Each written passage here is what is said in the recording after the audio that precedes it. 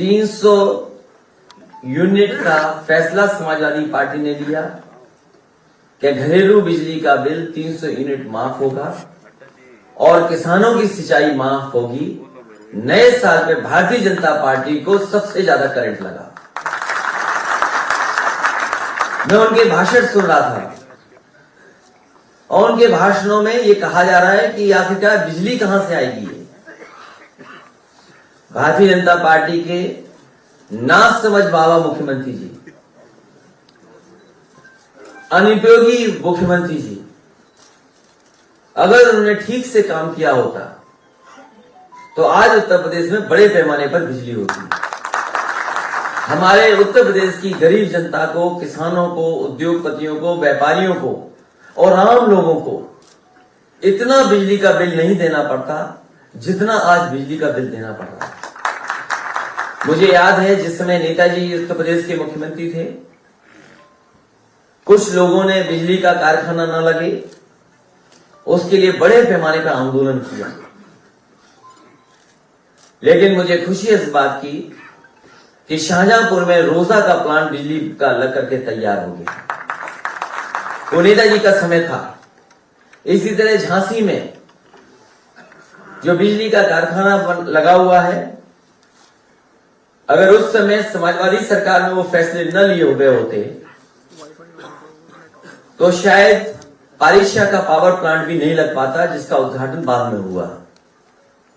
इसी तरह लैंको का एक पावर प्लांट जो सोनभद्र में लगा, अनपारा डी जो समाजवादी सरकार में पिछली बार स्वीकृत हुआ, एमओयू कर करके पुरानी सरकार चली गई, लेकिन उसके बाद जो काम होना था, सिंचाई का विभाग से पानी पहुंचना प्लांट तक, प्लांट को जमीन पूरी उपलब्ध कराना और प्लांट की उसके अलावा जो स्वीकृतियां प्रदान होती हैं उनको अगर किसी ने दिया तो समाजवादी पार्टी ने, और उसका उद्घाटन भी अगर किसी ने किया था तो नेताजी ने किया था। 3x660 super critical thermal plant जो ललितपुर में बनकर के तैयार हो गया है।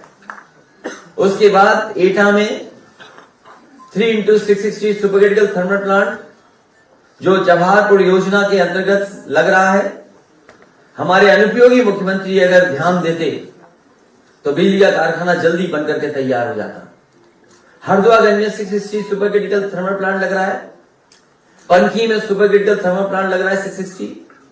निवेली लिग्नाइट का उस समय कांग्रेस की सरकार थी, जायसवाल जी भी उसके बिजली मंत्री थे, उन्होंने और मैंने मिलकर के शिलान्यास किया था और वो भी अभी कारखाना बनकर के नहीं तैयार हुआ है। अगर वो बिजली का कारखाना बनकर के तैयार हो जाता तो आज उत्तर प्रदेश के पास बिजली पर्याप्त होती। वो बनकर के अभी तक पूरा नहीं हो पाया है। इसी तरह सोलर प्लांट के लोग करके सोलर में बिजली को बढ़ाने का काम भी समाजवादी सरकार में हुआ।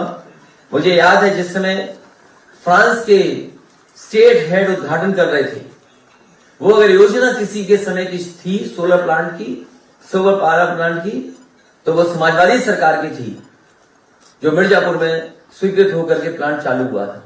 उत्तर प्रदेश में बड़े पैमाने पे, चाहे वो ललितपुर रहा हो, महोबा रहा हो, झांसी रहा हो, जालौन रहा हो या मैनपुरी रहा हो, सोलर पावर प्लांट अगर किसी सरकार में ज्यादा लगे हैं तो समाजवादी सरकार में उन सोलर प्लांटों को लगाने का काम हुआ। हमारे बगल में बैठे हैं मांझी जी, ये उस समय हमारे सरकार में हमारे साथ थे, विधायक थे और मंत्री थे। इनकी विधानसभा में टांडा में जो एनटीपीसी का पावर प्लांट लगना था, जगह उपलब्ध नहीं हो पा रही थी, जमीन उपलब्ध नहीं हो पा रही थी। एलएनटी के बड़े बड़े अधिकारी आकर के यही निवेदन सरकार से करते थे कि अगर जमीन उपलब्ध हो जाए तो यहां पर जल्दी पावर प्लांट लग करके तैयार हो जाएगा। मुझे खुशी है इस बात की कि वहां के किसानों ने हमारा कहना माना, सरकार का कहना माना और पूरी की पूरी जमीन उपलब्ध करा दी। आज उसका परिणाम है कि वहां पर भी बिजली का बड़ा कारखाना लग करके तैयार हो गया और बड़ी कैपेसिटी का बिजली का प्लांट चल रहा है। 13 है 662 तो 1300 के लगभग मेगावाट बनकर के तैयार हो गया। ये बातें मैं इसलिए बता रहा हूं कि जब 300 यूनिट फ्री देने का वादा किया है तो उसके पीछे ये तमाम योजनाएं हैं जो समाजवादी सरकार बनने पर पूरी होंगी और उत्तर प्रदेश को 300 यूनिट फ्री घरेलू बिजली उपलब्ध कराने का काम करेंगे। हमारे किसान की आय तो दोगुनी इस सरकार नहीं कर पाई। इस सरकार ने वादा किया था भारतीय जनता पार्टी ने। अभी मैं इनके लंबे लंबे भाषण सुनता हूं, इनके बड़े बड़े भाषण आते हैं, लेकिन एक भी भाषण में किसान को लेकर की बात नहीं कह रहे हैं। पहले तो साजिश कर करके ये 3 ऐसे कानून लाए जिन कानूनों से किसानों की खेती बर्बाद हो जाती, जमीन छीन जाती, उनके हाथ में खेती नहीं बचती। मजबूरी में उत्तर प्रदेश का चुनाव देख करके उन्होंने तीनों कानून वापस ले लिए। और मैं जानता हूं और हमारे तमाम साथियों ने बताया कि जिस समय गाजीपुर से मऊ आजमगढ़ होते हुए जब सवेरे रथ पहुंचा था, भारतीय जनता पार्टी के होश उड़ गए और सबसे बड़ा काम उन्होंने किया कि किसानों के 3 कानून वापस ले लिए। जहां उत्तर प्रदेश के किसान और पंजाब के किसानों को मैं बधाई देता हूं कि जहां पर किसान लगातार आंदोलन करते रहे, पंजाब के किसान डट गए, देश के किसानों ने साथ दिया और उसका परिणाम हुआ कि तीनों कानून भी वापस हो गए। ये 3 कानून इसीलिए वापस लिए हैं क्योंकि भारतीय जनता पार्टी की नजर वोट पर है। साथ ही साथ ये तो बताया मैंने कि पावर प्लांट कहां लगे हैं। कोल जनरेशन से भी बड़े पैमाने पे बिजली बन रही है, लेकिन इस सरकार ने कोल जनरेशन पे कोई ध्यान नहीं दिया। जो हमारे शुगर मिल प्लांट थे, उन पे सरकार की तरफ से नेताजी के समय पर एक पॉलिसी आई थी जिसके तहत बड़े पैमाने पे इन्वेस्टमेंट हुआ था और इन्वेस्टमेंट होकर के कोल जनरेशन के प्लांट लगे थे, जिससे सरप्लस बिजली उत्तर प्रदेश सरकार को मिल रही थी। लेकिन इस सरकार की नाकामी की वजह से कोल जनरेशन आगे नहीं बढ़ पाया है। तो बिजली पर्याप्त का इंतजाम करना और साथ ही साथ हमारे बाबा मुख्यमंत्री ये भी नहीं जानते होंगे कितनी ट्रांसमिशन लाइन उत्तर प्रदेश में लगी होंगी। कभी आप बताओ पत्रकार साथियों, उनके मुंह से कभी ट्रांसमिशन लाइन शब्द सुना आपने? 5 साल गुजर गए, अगर कभी ट्रांसमिशन लाइन बोला हो उन्होंने तो बता दो। अभी वो रट रहे हैं अकेले में बैठ करके, और अगली प्रेस में जाना पूछना कि माननीय मुख्यमंत्री जी आप रट पाए कि नहीं रट पाए। अभी वो अकेले में बैठ करके रट रहे हैं कि 3x63 सुपरक्रिटिकल थर्मल प्लांट कब बोला जाए। अभी हिम्मत नहीं जुटा पा रहे बोलने की, और आपने ये सवाल पूछ लिया, वो कभी बोलेंगे नहीं। और ट्रांसमिशन लाइन बनाई उत्तर प्रदेश में, क्योंकि पुरानी सरकार जो थी उसने शुरुआत की थी ट्रांसमिशन लाइन की, और उस ट्रांसमिशन लाइन को पूरा करने का काम पूरे देश में, अगर सबसे पहला इन्वेस्टमेंट ट्रांसमिशन लाइन में किसी में आया और उसको पूरा करने का काम अगर किसी ने किया तो समाजवादी लोगों ने करके दिखाया। उत्तर प्रदेश में फीडर अलग करना, फीडर सेपरेशन का काम, नए नए सब स्टेशन बनना, बिजली को अंडरग्राउंड ले जाना। मुझे याद है आजमगढ़ का सबसे पहले अंडरग्राउंड केबलिंग किया था, मऊ का भी शुरू करा दिया था, बनारस से पहले सारनाथ का सरकार से हो गया, लेकिन उस समय की भारतीय जनता पार्टी की सरकार ने कहा कि हम बनारस को भी करना चाहते हैं।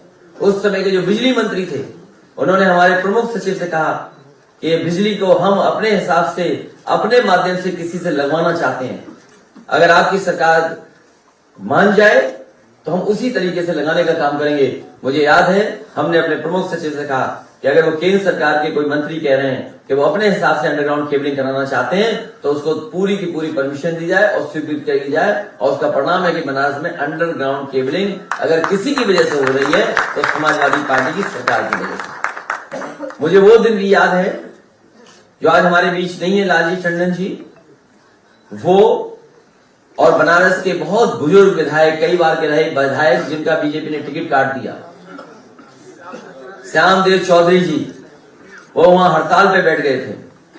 और हड़ताल पे इसलिए बैठ गए थे, वो चाहते थे कि प्रधानमंत्री जी के क्षेत्र में 24 घंटे बिजली हो जाए। कई दिनों जब हड़ताल पे वो बैठे रहे, उस समय के जो जिलाधिकारी थे उन्होंने मुझसे फोन पे कहा कि अगर ये हड़ताल में नहीं बैठे तो हो सकता है इनकी जान चली जाए, इसलिए इनकी मांग आप मान लेंगे तो अच्छा रहेगा। मैंने उसी दिन फैसला लिया और उन्हें बुलाया, अपने यहाँ बैठा करके उनकी भूख हड़ताल छुड़वाई, और उसी दिन बनारस को 24 घंटे बिजली देने का काम अगर किसी सरकार में हुआ था तो वो समाजवादी सरकार थी।